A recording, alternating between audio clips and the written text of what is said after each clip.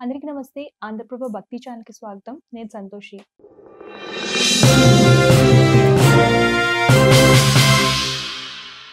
ప్రస్తుతం మనతో Hare Krishna movement temple president అయినటువంటి సత్యగౌర చంద్రదాస్ ప్రభుజీ ఉన్నారు. ఆయన అడిగి పూర్తి వివరాలు తెలుసుకుందాం. నమస్తే ప్రభుజీ. నమస్కారం.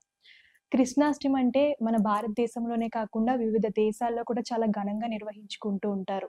అసలు ముందుగా కృష్ణుని జన్మ వృత్తాంతం గురించి కొంచెం క్లుప్తంగా వివరిస్తారా? యాక్చువల్‌గా మా ఆచార్యులు హరే కృష్ణ సంస్థాపక ఆచార్యులు హిస్ డివైన్ గ్రేస్ విశ్వగురువులు ప్రభుపాదుల వారు వారి కృషి వలన ఈ జన్మాష్టమి అనేది మొత్తం ప్రపంచవ్యాప్తమైంది. ఇంతకుముందు జన్మాష్టమి అంటే మన భారతదేశంలోనే చేసుకునేవారు. కానీ ప్రభుపాదుల వారు 1960స్‌లో 70 ఏళ్ల వయసులో ఆయన భారతావనిని వదిలిపెట్టి ఈ కృష్ణతత్వాన్ని, భగవద్గీతను మరియు జన్మాష్టమిని మొత్తం ప్రపంచవ్యాప్తం చేశారన్నమాట. 11 ఏళ్లలో ఆయన ఒక 13 సార్లు గ్లోబ్‌ని ప్రయాణించి ఒక 108 కృష్ణ దేవస్థానాలను స్థాపించి ఆ రకంగా జన్మాష్టమి అనేది ఇప్పుడు ప్రతి ఇంటికి చేర్చారన్నమాట. మరి జన్మాష్టమి అంటే ఆ దేవాది దేవుడు శ్రీకృష్ణుడు మన లోకంలోకి అవతరించిన ఘడియలు అష్టమి కనుక ఆ ఉత్సవాన్ని జన్మాష్టమి అంటారన్నమాట. భగవంతుడి యొక్క లీల ఒక సాధారణ మనిషిలాగా ఆయన జన్మించలేదు. జన్మ కర్మచమే దివ్యం ఏవం యో వ్యతితత్వతః. భగవంతుడి యొక్క జన్మ మరియు లీలలు దివ్యమైనవి భగవద్గీత చెప్తా అన్నమాట. మరి ఎట్లా అవతరించాడు స్వామి? యాక్చువల్గా అంటే ఆ అష్టమి ఘడియల్లో ఈ శ్రావణ మాసంలో బహుళాష్టమి అంటే నిన్నటి నుండి ప్రారంభమైంది, రెండవ పక్షం అన్నమాట, కృష్ణపక్షం. సో ఈ శ్రావణ బహుళాష్టమిలో వచ్చే అష్టమి అంటే రేపే, అంటే ఈరోజు ఆల్రెడీ ఈవినింగ్ నుండి ఘడియలు మొదలవుతున్నాయి. సో అర్ధరాత్రి పూట ఈ దేవకి వసుదేవులు ఒక జైల్లో ఉంటారన్నమాట. సొంత అన్నగారు, దేవకి అన్నగారే కంసుడు, చాలా క్రూరమైన రాజు మాట. ఎటువంటి దయా దాక్షిణ్యాలు లేకుండా సొంత చెల్లాయిని మరియు వసుదేవుణ్ణి అలాగా బంధిస్తాడు. అప్పుడు వారిని చెర నుండి బయటికి తీసుకొచ్చి కంసుడి యొక్క అంతం చూడడానికే ఆ దేవాది దేవుడు దిగి వస్తాడనమాట శ్రీకృష్ణుడు. సో ఆ గడియల్లో వసుదేవుడు దేవకికి ముందర ఆ స్వామి ఫస్ట్ నారాయణ అవతారంలో కనిపిస్తాడనమాట. శంఖచక్ర గదాయుధాలను పట్టుకుని దేదీప్యమానంగా కనిపిస్తూ ఆ నారాయణని చూడగానే వెంటనే వసుదేవుడు దేవకి ప్రార్థనలు సమర్పించి తమకి పుత్రుణ్ణి ప్రసాదించమని కోరుకుంటారన్నమాట. వెంటనే ఆ నారాయణుడే స్వయంగా ఒక చిన్న పిల్లవాళ్ళలాగా మారిపోతాడు అన్నమాట. అయినప్పటికీ 4 చేతులు ఉంటాయి, శంఖచక్రాలను ధరిస్తూనే ఉంటాడు, ఒక కిరీటం ఉంటుంది, చక్కటి రింగుల జుట్టు ఉంటుంది, ఎంతో అందంగా అద్భుతంగా కనిపిస్తున్నాడు. అద్భుతం బాలకం అనేసి భాగవతం వర్ణిస్తుందన్నమాట, ఎలా ఉంటాడు ఆ చిన్న పిల్లవాడు అనేసి. సో ఇద్దరూ కూడా, వసుదేవుడు దేవకీలు ఇద్దరూ కూడా ఒకవైపు చాలా సంతోషం, ఆనందం, కానీ ఇంకొక వైపు భయం. ఎందుకంటే కంసుడు వచ్చి మళ్ళీ ఏమన్నా నా పిల్లవాడికి ఏమన్నా హాని చేస్తాడని చెప్పి దేవకి పుత్రవాత్సల్యంతో ఏం చెప్తుంది అంటే, నువ్వు వెలిసిన విధము చాలా అపురూపంగా ఉంది, ఈ లోకంలో ఎవరూ కూడా ఈ రకంగా కనిపించరు. సో వెంటనే అర్థమైపోతుంది కంసుడికి నువ్వు వచ్చావని, విష్ణుడు వచ్చాడనేసి. సో దయచేసి నువ్వు సామాన్య బాలకుడిగా మారిపో అని కోరుకుంటారన్నమాట. వెంటనే ఆ బాలకుడు ఒక చిన్న మానవ రూపంలో సామాన్య బాలకుడిగా మారిపోతాడు.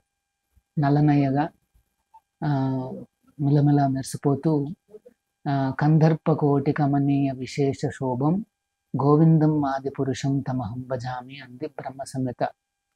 అంటే కోటి మన్మధుల అందంతో ఈ లోకానికి వెలిసాడు ఆ శ్రీకృష్ణుడు.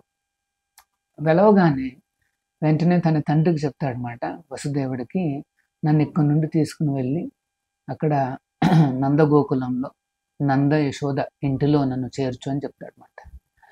సో ఆ రకంగా వసుదేవుడు చిన్ని కృష్ణుడిని ఒక చిన్న బుట్టలో పెట్టుకుని బయలుదేరతాడు.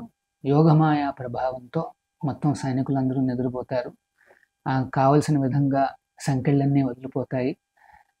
వసుదేవుడు చాలా తేలిగ్గా బయటకు వచ్చేస్తాడనమాట.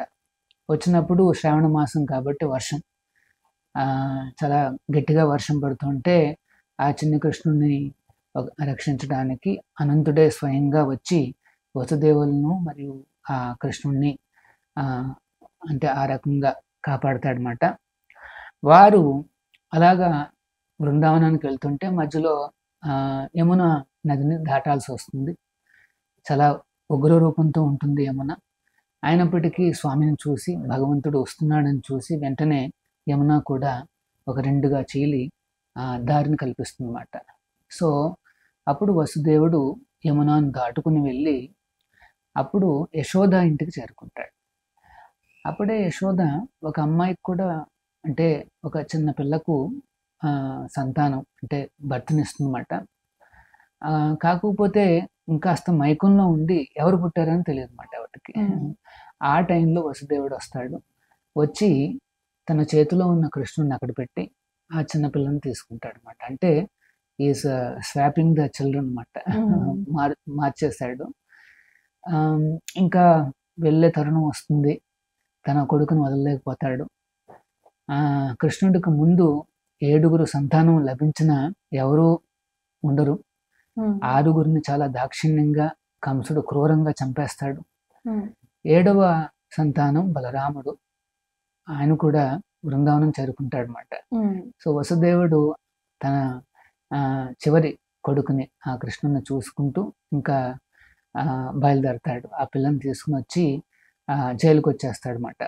వచ్చినప్పుడు వెంటనే ఆ పిల్ల ఏడవడం మొదలు పెట్టగానే కంసుడు హుటాహుటిన వచ్చేస్తాడు. వచ్చి ఆ పిల్లను కూడా చంపడానికి నిశ్చయించుకుంటాడు. అప్పుడు వసుదేవుడు దేవకి ఇద్దరు కూడా, దేవకి ముఖ్యంగా ప్రార్థిస్తుంది తన అన్నగారిని, పుట్టింది ఆడపిల్లరా, నీకేమీ హాని చేయదు, దట్టు వెరీ హెల్ప్లెస్, చిన్నపిల్ల, చంపాల్సిన అవసరం ఏముందనేసి ప్రార్థిస్తుంది అన్నమాట. అయినప్పటికీ వీడు చాలా క్రూరుడు కనుక నేను విష్ణువుని నమ్మలేను, 8వ సంతానము నాకు మృత్యు అవుతుందని చెప్పబడింది, ఆడపిల్ల మగపిల్ల అని చెప్పలేదు అని చెప్పి 2 కాళ్ళు పట్టుకుని ఆ అమ్మాయిని బండకు కొట్టడానికి ప్రయత్నిస్తుంటే ఆ చేతి నుండి ఆ చిన్నపిల్ల కాస్త ఏమంటారు బయటకు వచ్చేసి అంబరంలోకి ఎగురుతుంది అన్నమాట. పైకి వెళ్ళి అమ్మవారిలా ప్రత్యక్షం అవుతుంది. 8 చేతులతో దుర్గాదేవిగా అవతరించి ఆ కంసుడికి వార్నింగ్ ఇస్తుందన్నమాట. నీ మృత్యు ఆల్రెడీ జన్మించున్నారు, ఇంకా వేరే వాళ్ళని ఎవరిని చంపద్దు, పిల్లల్ని చంపద్దు అని చెప్పి ఆమె అంతర్ధానం అయిపోతుంది. అంటే ఈ లోకంలో అమ్మవారు దుర్గా కృష్ణుడికి చల్లాయిగా పుట్టింది. అందుకని ఆమెకు ఒక పేరు ఏమిటంటే వైష్ణవి అని కూడా ఒక పేరు ఉందన్నమాట. సో ఈ రకంగా చిన్న కృష్ణుడు అవతరిస్తాడు. చాలా దివ్యంగా అద్భుతంగా కనిపిస్తుంది. యోగమాయ సంభవామి ఆత్మమాయ అంటాడు శ్రీకృష్ణుడు. అంటే తను అనుకున్న విధంగా తన అనుకున్న క్షణంలో ఆయన అవతరిస్తాడు. మన భౌతిక నియమాలకు అతీతంగా అవతరిస్తాడు. ఇక్కడ అందరూ పుట్టేది ఒక రకంగా పుడితే ఇక్కడ కృష్ణుడు చూడండి ఏ రకంగా పుట్టాడు. అన్నమాచార్యులు కూడా అదే అంటాడు అన్నమాట. పుట్టగానే శంఖచక్రాలు ధరించనే ఈ కృష్ణుడు అని ఆశ్చర్యపోతున్నాడు అన్నమాచార్యులు. సో మరి ఇది జన్మాష్టమి అంటే. ఆ రోజున నందుడు అంటే ఆ పిల్లవాడు పుట్టినందుకు జన్మాష్టమి సందర్భంగా ఒక ఉత్సవం చేస్తాడు. ఆ ఉత్సవం 5000 సంవత్సరాల నుండి ఇప్పటి వరకు కూడా మన సంప్రదాయంలో వస్తూనే ఉంది. ప్రభుపాద వారి కృషితో ఇప్పుడు అది గ్లోబల్ ఈవెంట్ అయిందన్నమాట. కోట్లాది మంది ఫ్యామిలీస్ ఈ ఉత్సవాల్లో సెలబ్రేట్ చేసుకుంటారు. సో దానికి ఆ ఉత్సవాన్ని మా దేవస్థానంలో కూడా సెలబ్రేట్ చేసుకుంటున్నాం అన్నమాట.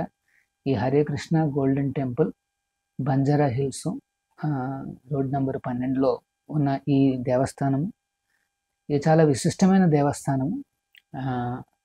స్వయంభూ లక్ష్మీ నరసింహస్వామి క్షేత్రం ఇది. 1200 ఇయర్స్ ఓల్డ్ హిస్టరీ కలిగిందన్నమాట ఇది. ఇందులో విశేషం ఏమిటంటే రాధాకృష్ణుల దేవస్థానం ఉంది. మరియు వచ్చిన ప్రతి భక్తుడు కూడా 3 కృష్ణ రూపాలను దర్శనం చేసుకోవచ్చు. రాధా గోవిందులుగా, గోధా కృష్ణులుగా మరియు మాఖన కృష్ణులుగా వాళ్ళు దర్శనం చేసుకోవచ్చు. అంతేకాదు మాఖన కృష్ణుడి యొక్క ఉయ్యాల సేవ కూడా అందరూ చేయొచ్చు.